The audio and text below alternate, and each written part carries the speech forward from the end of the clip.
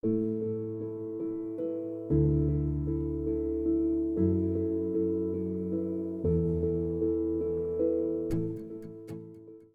la charla de esta tarde se trata sobre anatomía quirúrgica y fisiología de la pared abdominal. Bueno, entonces este va a ser el contenido de la charla. Iniciaré hablando de la pared abdominal, iré desde superficial hacia profundo, hablando de las capas, de la piel, de la anatomía de los músculos. Posteriormente profundizaré en la vaina de los rectos, después hablaré de los trayectos inguinales, el conducto femoral, la irrigación y la inervación de la pared abdominal y por último los tipos de incisiones que se hacen en la pared abdominal. Entonces, para empezar, definir los límites de la cavidad abdominal. Se encuentra entre el tórax y la pelvis. El límite superior está dado por las costillas y el reborde costal inferior. Posteriormente por la columna vertebral, inferiormente por el hueso ilíaco y el ligamento inguinal. Entonces, para empezar a hablar desde lo más superficial, tenemos que en la piel encontramos las líneas de tracción elástica o se las conoce con el epónimo de líneas de Langer. Estas líneas se disponen de forma horizontal siguiendo el patrón de distribución de la grasa corporal. Es importante saber la disposición de estas líneas porque a la hora de hacer una incisión, si podemos, si pues el tipo de cirugía lo permite, hacer una incisión paralela a estas líneas va a disminuir el impacto estético que puede tener la futura cicatriz. Hay tres líneas principales de estas líneas de Langer, que son el pliegue supraumbilical, el infraumbilical y el suprapúbico. La piel tiene un movimiento libre con respecto a los músculos de la pared abdominal, excepto en el ombligo. Y en estas líneas, si bien hay movilidad, pues es más restringido en estas tres zonas. Bueno, ya para empezar a hablar entonces de lo que se encuentra debajo de la piel, tenemos un tejido adiposo que se dispone en dos fases. Tenemos la fascia de Camper, que es la más superficial. Esta tiene un grosor variable y depende del hábito corporal que varía de persona a persona. Más profundamente tenemos la fascia de Scarpa, que es una fascia más membranosa que se continúa con la fascia endotorácica, con la fascia lata en los muslos y con una capa grasa que cubre el pene y el clítoris. Bueno, ya para entrar entonces a hablar como tal de la pared anterior, entonces, esta se compone de dos músculos, el músculo recto abdominal, que es un músculo fusiforme. Este se origina mediante tres fascículos que tenemos aquí, el fascículo lateral, el fascículo medio y el fascículo medial. El fascículo lateral se va a originar en la quinta costilla y su cartílago. El fascículo medio en la sexta costilla y su cartílago, y el fascículo medial se va a insertar en el séptimo cartílago costal y en la apófisis sifoide. Estos se unen y forman un músculo con forma de uso. Es poligástrico, puede tener 3, 4 vientres. El límite medial viene dado por la línea alba, el borde lateral por la línea de Spiegel y se va a insertar en la cresta del pubis. La función de este músculo es contener el empuje que se produce por la presión de las vísceras dentro del abdomen y dependiendo de cuál sea su punto fijo puede acercar la pelvis al tórax o las costillas descenderlas hacia la pelvis. El músculo piramidal es el segundo músculo de la pared anterior, es un músculo inconstante, se presenta en el 80% de las personas. Este tiene su origen a nivel de la cresta del pubis y se va a insertar en la línea alba. El nivel al que se inserta en la línea alba puede ir desde la mitad de la línea que hay entre el ombligo y el pubis, o puede inclusive llegar a insertarse hasta el mismo ombligo. Entonces, desde el ombligo hasta la mitad de esta línea entre el ombligo y el pubis. Este músculo realmente no tiene una función, pero hay que tenerlo en cuenta porque durante una laparotomía en una incisión infraumbilical mediana puede dificultar la visualización de la línea alba. En cuanto a la pared lateral, esta está conformada por tres músculos. Estos se caracterizan porque tienen forma de láminas y además cada uno se continúa con una aponeurosis. Entonces tenemos de externo hacia profundo el músculo oblicuo externo, el músculo oblicuo interno y el músculo transverso del abdomen. Estos músculos, su función es darle estabilidad al abdomen y contener también las fuerzas que se producen por la presión de las vísceras dentro del abdomen. Estos músculos son mucho más delgados que los músculos de la pared anterior. Sin embargo, ellos compensan este grosor pues más disminuido con que sus fibras se van a ubicar. Cada uno de estos músculos tiene una orientación diferente de las fibras. Entonces, el oblicuo externo todos se dirigen medialmente, pero el oblicuo externo hacia arriba, el oblicuo interno hacia abajo y el músculo transverso en forma horizontal.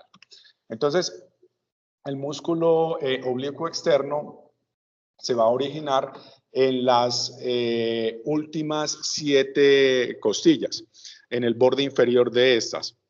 Las fibras, como ya les mencioné, entonces se van a dirigir hacia abajo y medialmente y se van a continuar con la aponeurosis. Aquí lo podemos apreciar mejor, entonces en una vista lateral, aquí se inserta en las costillas, se intercala con fascículos del músculo serrato anterior.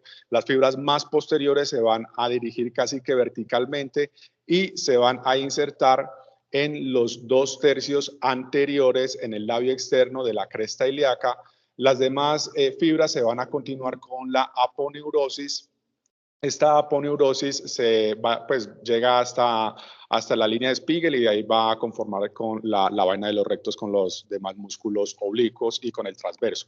En su borde inferior, este tiene un repliegue posterior y hacia arriba que nos va a conformar lo que es el ligamento inguinal, que va desde la cresta ilíaca anterosuperior hasta la espina del pubis. Bueno, el oblicuo interno es un músculo que se origina en los 3/4 anteriores de la cresta ilíaca, en el intersticio y en la fascia toracolumbar. Las fibras de este músculo se van a dirigir medialmente y hacia arriba y se van a insertar en los últimos 5 cartílagos costales. Otras fibras se van a continuar con la línea alba. Las líneas más inferiores se van a originar en el tercio lateral del ligamento inguinal. Y estas tienen una característica, estas fibras más inferiores, y es que junto con fibras musculares del músculo transverso y con la aponeurosis de este mismo músculo van a formar lo que se llama la os inguinal, o antes conocido como el tendón conjunto, por debajo del cual pasa el conducto inguinal. Bueno, en cuanto al músculo transverso del abdomen, entonces, este músculo tiene 2 aponeurosis. Tiene una aponeurosis posterior que se va a originar en las apófisis costales de las vértebras lumbares. Las fibras más craneales se van a originar en los últimos 6 cartílagos costales y las fibras más caudales se van a originar en la mitad anterior de la cresta ilíaca, en el labio interno, y las fibras aún más caudales en el tercio lateral del ligamento inguinal, y estas van a formar junto con el oblicuo externo lo que se conoce como la os inguinal.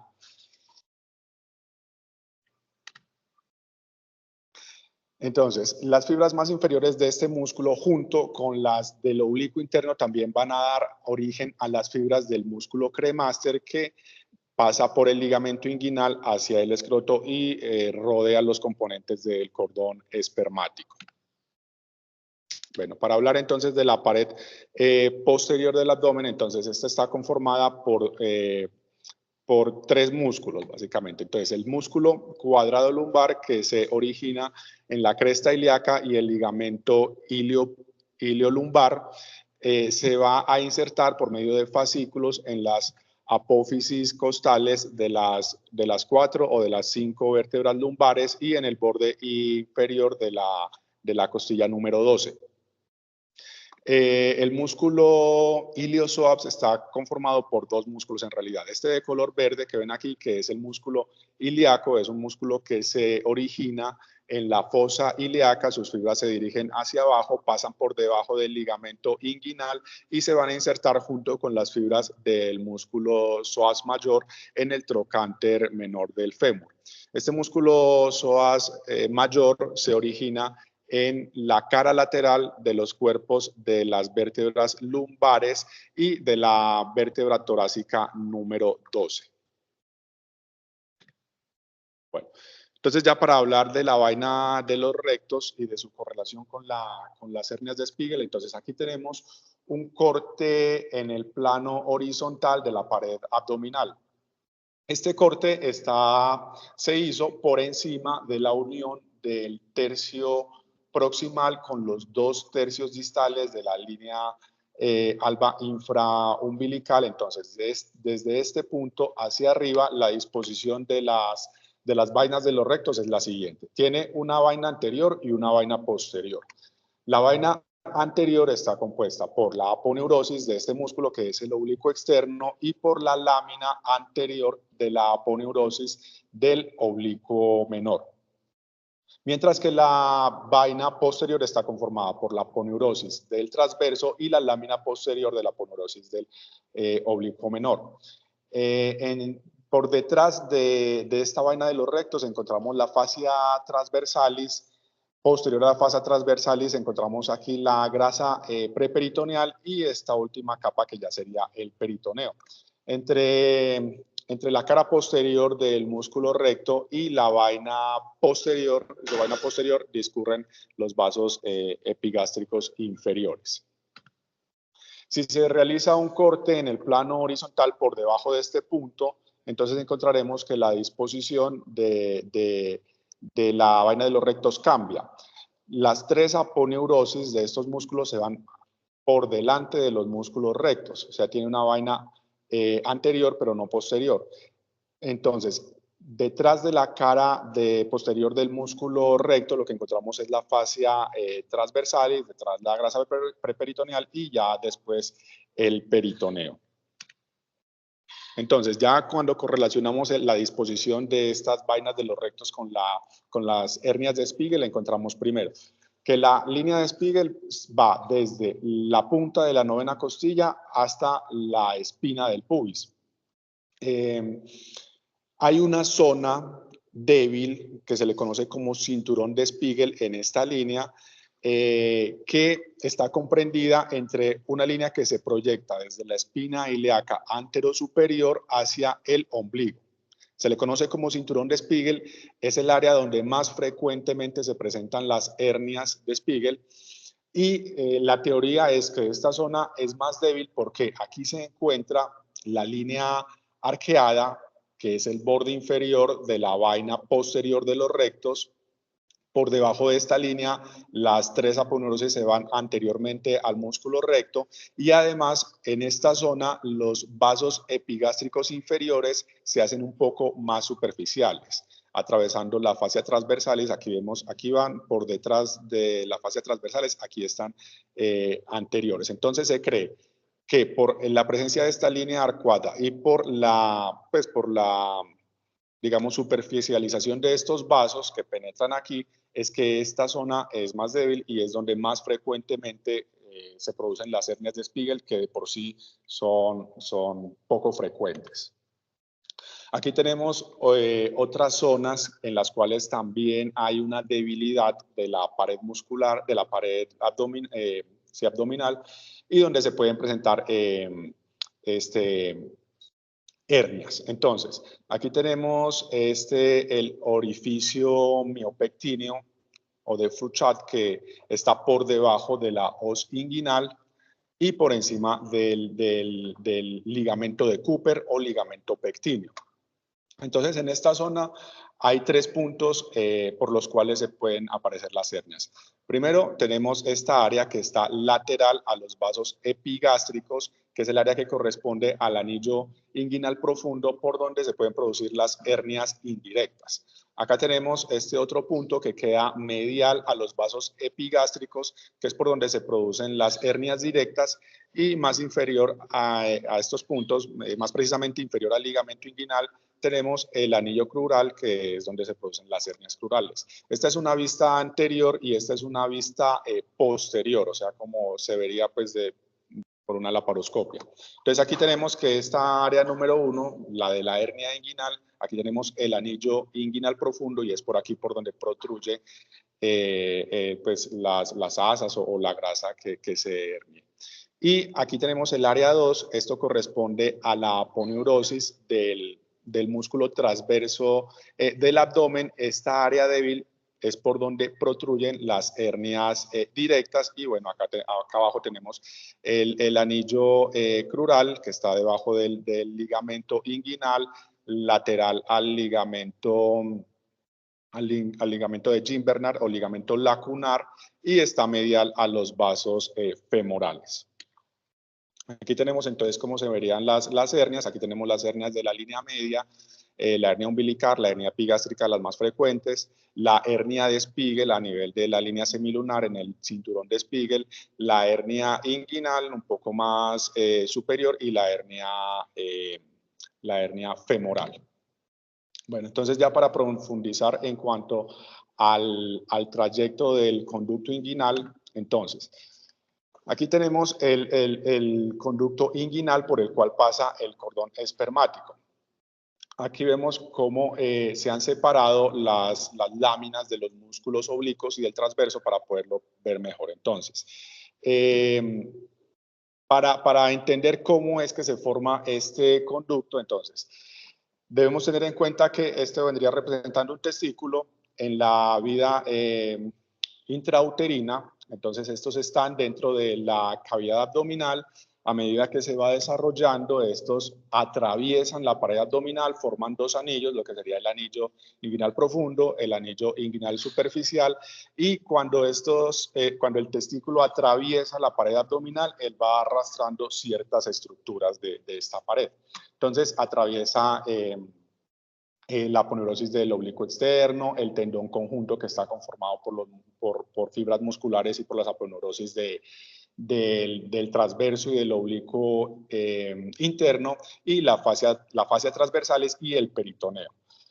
A medida pues que se va desarrollando, el anillo inguinal profundo se va volviendo más lateral, el inguinal superficial se va volviendo más medial, y aquí se forma un conducto, un canal. Esto sería pues ya lo que se conoce como el canal inguinal.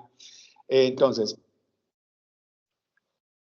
las estructuras que va a arrastrar el testículo cuando atraviesa la pared abdominal van a dar origen a las capas del cordón espermático, entonces, bueno, de los genitales. Entonces tenemos primero que al atravesar la piel, pues se va a formar el escroto. Cuando atraviesa la dermis, se va a formar la capa del dardos. El tejido celular subcutáneo va a formar la túnica celular superficial. El oblicuo mayor va a dar origen a la capa fibrosa superficial, o también conocida como fascia testicular superficial. El tendón conjunto al músculo cremaster. La fascia transversalis a la capa fibrosa profunda, o también conocida como fascia testicular profunda, y el peritoneo parietal va a dar origen a la túnica vaginal, la que tenemos aquí. Aquí en esta imagen entonces está como mejor representado. Aquí ya el esquema un poco más real, pues un poquito. Entonces aquí no está la piel ni el dardos, aquí está el músculo oblicuo externo, entonces, que nos va a dar origen a esta capa que está aquí, que es la fascia testicular superficial. Esta rojita de aquí, que vendría siendo el músculo cremaster, que como ustedes ven acá, proviene del oblicuo interno y del transverso. Y esta capa verde, que sería la que correspondería a la fascia transversalis, que nos va a formar la fascia espermática interna. Y esta morada vendría siendo la túnica vaginal proveniente del peritoneo parietal.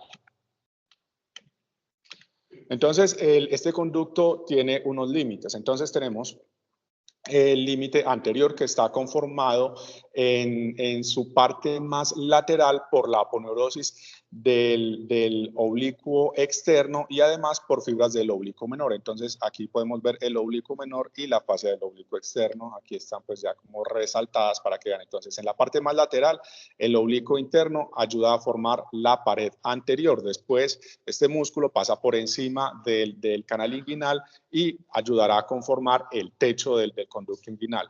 Mientras que la aponeurosis del oblicuo externo sí conforma la pared anterior en todo el trayecto del canal inguinal y más adelante también formará el anillo inguinal superficial. En cuanto al límite posterior, este viene conformado por la fascia transversalis, que aquí la vemos, y por la aponeurosis del músculo transverso del abdomen.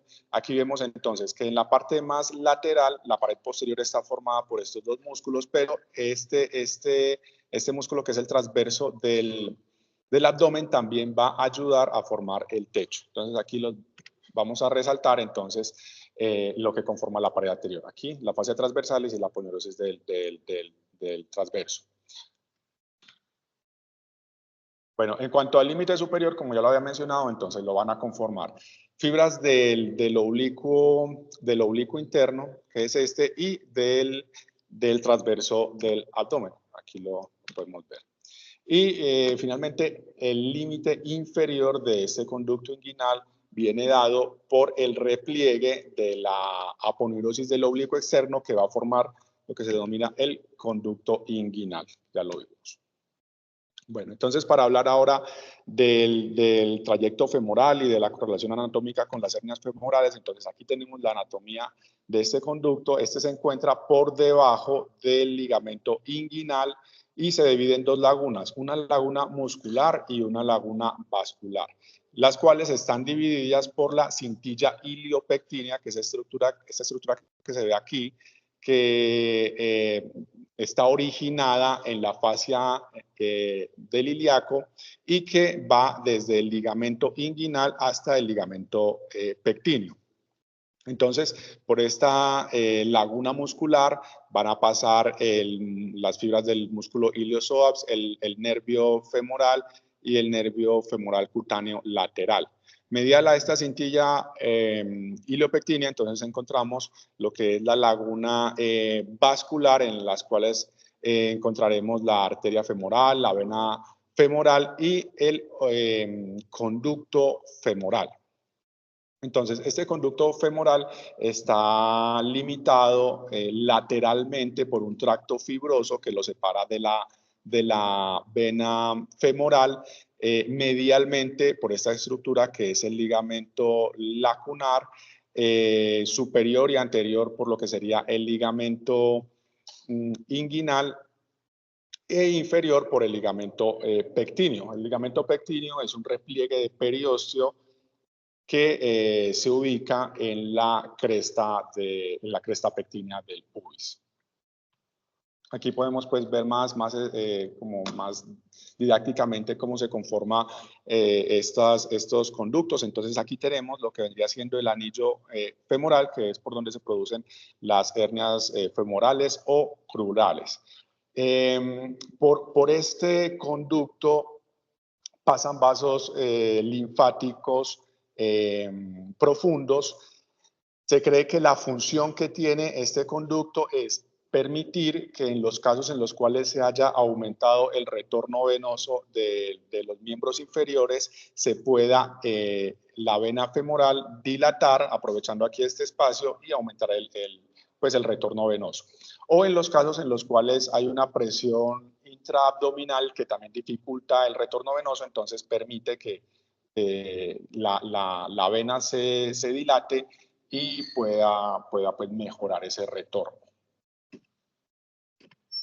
Bueno, ya para hablar entonces de las hernias lumbares, entonces tenemos dos triángulos en la zona lumbar. El triángulo inferior, o también conocido con el epónimo de triángulo de Petit, que está conformado medialmente, el borde medial, por el músculo dorsal ancho, el límite lateral por el oblicuo externo y el borde inferior por la cresta ilíaca. Por aquí entonces ocurren hernias femorales que realmente son muy poco frecuentes, pueden ser congénitas o pueden ser adquiridas, la mayoría son adquiridas. Pueden producirse por incisiones previas que se han hecho, procedimientos quirúrgicos o por traumas. Acá tenemos el triángulo lumbar superior, o también conocido como el cuadrilátero de Greenfeld. Este pues tiene su límite superior en este músculo, que es el serrato postero inferior, el borde medial por el músculo erector de la columna, el borde lateral, que viene dado por el músculo oblicuo interno. Las hernias por este triángulo son aún menos frecuentes que las hernias de Petit. Pueden ser también congénitas o pueden ser adquiridas y pueden ser secundarias a incisiones o a traumas que hayan ocurrido en esta zona. Hay que tener en cuenta que estas hernias, la mayoría pueden ser asintomáticas, pero tienen un alto riesgo de encarcelación y de estrangulación, entonces deben llevarse a cirugía, así sean asintomáticas. Bueno, en cuanto a la irrigación de la pared abdominal, entonces esta se va a dividir en zonas. Tenemos la zona 1, que es la zona medial superior, la zona 2, la zona inferior, y la zona 3. Entonces, la zona 1 su irrigación viene dada por la arteria epigástrica superior, que es esta que está acá, que es una rama de la arteria torácica interna, que a su vez es rama de la subclavia. Estas se va a anastomosar en el espesor del músculo recto del abdomen con la arteria epigástrica inferior profunda, que es rama de la arteria ilíaca externa. Aquí tenemos la zona 2, que esta viene irrigada por unos vasos superficiales que son rama de la arteria femoral. Entonces aquí tenemos la arteria circunfleja ilíaca externa, la arteria epigástrica inferior superficial y la arteria pudenda externa. Estas nos van a irrigar entonces la zona 2, una zona superficial. Y tenemos la zona 3, que viene irrigada por la arteria musculofrénica, que también es rama de la arteria torácica interna, por ramas lumbares y por ramas ascendentes de la arteria circunfleja ilíaca profunda. Entonces, estas zonas nos van a servir es para tener en cuenta a la hora de reintervenir al paciente, de que si el paciente pues tiene una incisión, digamos, en esta zona 1, probablemente hay que tener cuidado de no ir a hacer otra incisión que de pronto nos vaya a cortar totalmente la irrigación de esta zona y, bueno, pues producir una necrosis. Entonces, básicamente las zonas nos ayudan a identificar de dónde viene la irrigación de la pared abdominal. En cuanto al drenaje venoso, entonces tenemos que viene dado por vasos sanguíneos, perdón, que son homónimos de los vasos arteriales, excepto por esta vena que está aquí, que es la vena toracoepigástrica, que nos ayuda a drenar la zona 2. En esta desembocan ramas de la arteria circunfleja ilíaca externa, algunas de la pudenda. Se anastomosa también con venas de la musculofrénica, la cual también va a desembocar aquí en la torácica interna. Bueno, y aquí tenemos entonces la inervación de la pared abdominal, que viene dada por los nervios intercostales desde el séptimo hasta el L1. Por eso viene dada la sensibilidad. Hay ramas anteriores, hay ramas laterales. Las ramas laterales se van un poco más superficial, las anteriores un poco más profundo, y la inervación motora viene dada por por el nervio iliohipogástrico y por el nervio genitofemoral. Entonces, estas nos van a dar la inervación motora para los músculos oblicuos y también para los rectos. Algunos de estos nervios, como ya los mencioné, pues van a atravesar por debajo del ligamento inguinal hacia el miembro superior y algunos van también hacia los genitales por dentro del cordón espermático. Bueno, en cuanto a las incisiones, entonces, que se pueden realizar en la pared abdominal, entonces tenemos estas incisiones que son longitudinales, verticales, que van por la línea alba. Tenemos una incisión supraumbilical que se puede extender con una esternotomía. Tenemos una incisión anterolateral. Tenemos la incisión lateral derecha. Lo que hay que tener en cuenta con estas incisiones es que nos ayudan como a tener una muy buena exposición de los órganos intraabdominales, pero se debe tener en cuenta que van a producir más dolor, hay mayor riesgo de afectar el patrón respiratorio del paciente y además que pueden producir más dolor posoperatorio. Tenemos acá las laparotomías transversales, estas incisiones que siguen las líneas, o están un poco más paralelas a las líneas de tracción elástica o de Langer. Entonces, aquí en la primera tenemos la transversa bilateral, la transversa derecha, la incisión de Dos Santos, la incisión de McBurney, que es muy conocida, y la de Panistiel también. La ventaja, entonces, con estas incisiones es, pues, que va a haber menos dolor posoperatorio, se va a afectar menos el patrón respiratorio del paciente y hay menos riesgo también de que ocurra una hernia. En cuanto a las laparotomías oblicuas, estas tienen pues menos riesgo de dolor y de herniación que las que se hacen en la línea media, pero más que las que se hacen horizontales. Tenemos aquí la incisión subcostal, que esta se puede expandir hacia arriba si se necesita pues exponer más órganos, y esta se le conocería como la incisión de Mercedes-Benz, que forma ahí como un triángulo. Bueno, tenemos la otra incisión, que es la incisión subcostal derecha, la incisión típica de McBurney, y esta incisión que es la de acceso al uréter, que va pues como por la línea semilunar.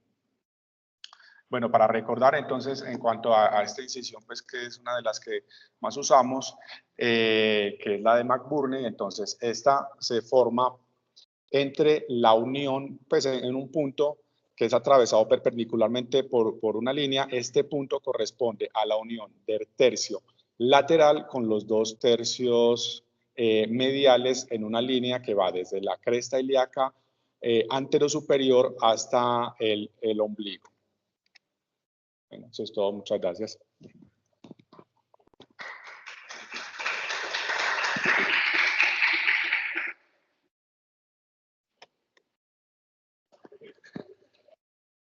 Muy bien.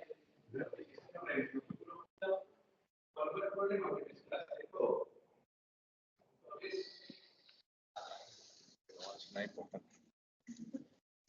Entonces, cuando uno habla de anatomía, entonces incisiones más que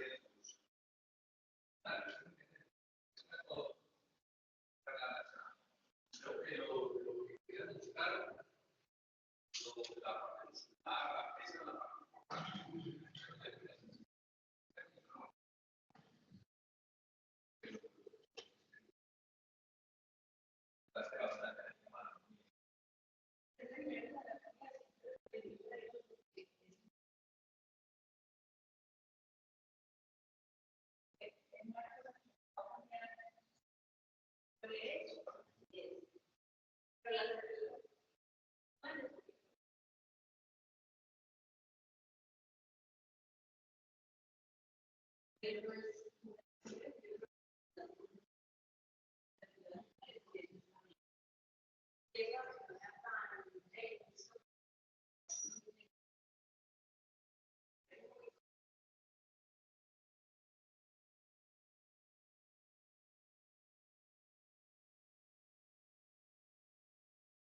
evidentemente que la cirugía abierta se haga con un la incisión que hacíamos para la incisión de tránsito del que se llamaba la incisión de nuestra incisión. La bomba la escrita por coche originalmente va a la gente que se toque para la recepción de la escritura. Que no se utilizaba prácticamente relajante.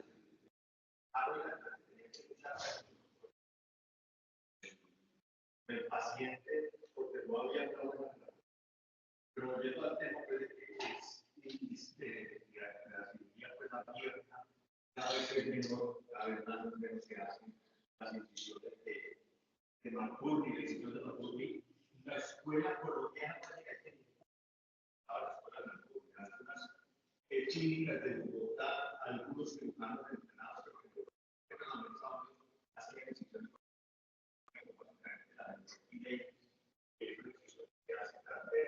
sobre el punto de Marconi.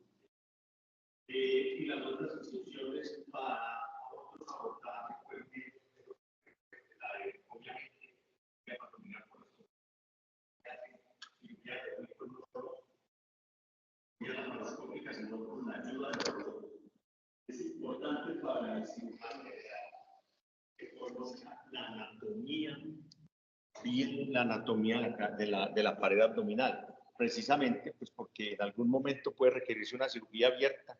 Nosotros le teníamos hasta nombres curiosos a algunas de las incisiones, hablábamos de las incisiones del Bucio, de las incisiones de Rocha, las variantes de Rocha-Angulo, de todas esas cosas que hablábamos cuando abríamos la cavidad abdominal, que las abríamos prácticamente para exponer todos los órganos y todas las vísceras, cosa que el cirujano actual pocas veces se va a ver expuesto precisamente por la aparición de la cirugía laparoscópica, pero repito, es indispensable que el cirujano conozca la anatomía, porque eso no cambia, como decía Anita, eso no cambia y como es independientemente de cómo se trabaje pues la técnica.